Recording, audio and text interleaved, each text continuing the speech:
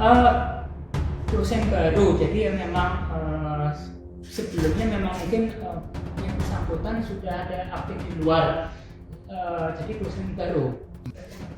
Terkuak, bos perusahaan yang mengajak karyawati staycation ternyata juga dosen teknik industri di Universitas Pelita Bangsa.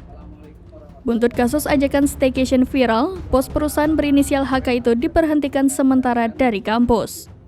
HK disebut pasrah menerima sanksi itu, yang menerima keputusan kampus tanpa pembelaan. Selain itu terungkap pula bahwa sang dosen tak lagi mengajar mata kuliah kesehatan dan keselamatan kerja setelah kasus staycation viral di media sosial pada Minggu 30 April 2023. Terungkapnya HK sebagai dosen di Universitas Pelita Bangsa dibenarkan Rektor UPB Hamzah Muhammad Mardi Putra.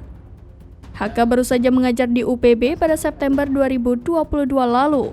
Ia mengajar mahasiswa yang masih duduk di semester pertama hingga 6 di kampus yang berlokasi di Desa Cibatu, Kecamatan Cikarang Selatan, Kabupaten Bekasi.